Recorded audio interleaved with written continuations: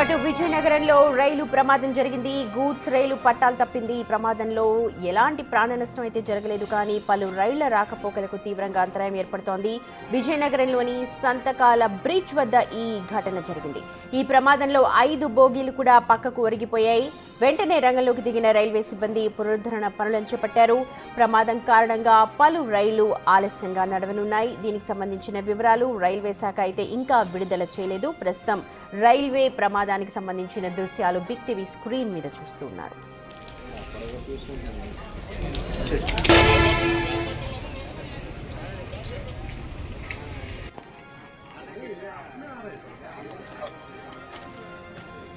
ప్రతినిధి Shivshankar phone line లో అందుబాటులో ఉన్నారు అప్డేట్స్ అందించడానికి. శివశంకర్, ఎంత సమయం పట్టే అవకాశం ఉంది పునరుద్ధరణకు?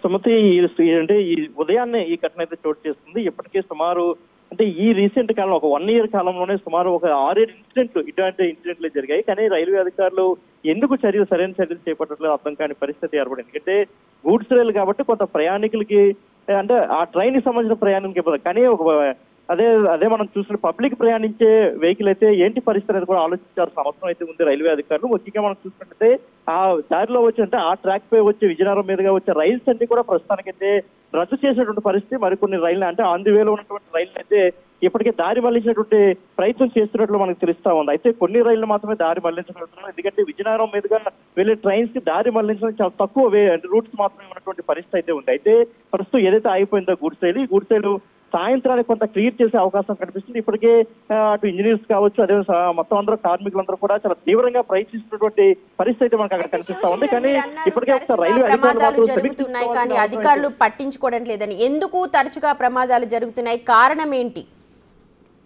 మనం చూసుకుంటే రైల్వేలు అన్ని కూడా పాతవి కావడం, వాటిని ఇప్పటికే పునరుద్ధరించకపోవడం ప్రధాన సమస్యగా మనం చెప్పుకోవచ్చు. ఎందుకంటే వరుస ఘటనలు రీసెంట్ గా మనం చూసుకున్నాం. అనేకమైన ఘటనలు మనకు జరుగుతున్నాయి. కొత్త వలస కావచ్చు, విజయనగరం కావచ్చు, వైజాగ్ దగ్గరలో కావచ్చు, కోరమండల్ వెళ్లే దారిలో కావచ్చు, తరచూ ఇటువంటి ఘటనలు జరుగుతూనే ఉన్నారు. కానీ రైల్వే అధికారులు మాత్రం సమీక్షించుకోవట్లేదని చెప్పుకోవాలి. అటు అధికారులు మాత్రమే కాదు, ప్రజాప్రతినిధులు, కేంద్ర ప్రభుత్వం కూడా దీనిపై పూర్తి స్థాయిలో దృష్టి సారించాల్సిన అవసరం. ఎందుకంటే ఇప్పటికీ మనం వందే భారత్ అంటున్నాం, అదేవిధంగా బుల్లెట్ ట్రైన్స్ అంటున్నాం, ఆజాదీ అంటే ఇటువంటి పెద్ద పెద్ద అమృత్ రైలు అంటున్నాం. ఇటువంటి రైల్స్ తీసుకొస్తున్న తరుణంలో ఇలాంటి ఇంకా ఎప్పటికప్పుడు మనకి ఇలాంటి గూడ్స్ రైలు కావచ్చు, ప్రయాణికులు ప్రయాణించే సాధారణ రైలు కావచ్చు, అన్ని కూడా పట్టాలు తప్పిపోవడం అనేది చాలా బాధాకరమైన విషయంగా మనం చెప్పుకోవాలి. కాబట్టి ప్రతి అందరూ కలిసి సమిష్టిగా ఒక సమీక్ష చేసుకొని నిర్ణయం తీసుకుని పట్టాలు బాగోపోతే పట్టాలు ఎప్పటికప్పుడు మార్చాల్సిన అవసరం కూడా ఉందని ఇప్పటికే స్థానికులు కూడా అభిప్రాయపడుతున్నారు. ఎందుకంటే చుట్టూ విజయనగరం రైల్వే స్టేషన్ ఏదైతే ఉందో దానికి పట్టాలకి ఇరువైపులా సాధారణ ప్రజలు కూడా నివసిస్తున్నటువంటి ప్రదేశం ఎక్కువగా ఉంది. సో వాళ్ళు కూడా చాలా ఇబ్బంది పడుతున్నటువంటి పరిస్థితి. ఎప్పటికప్పుడు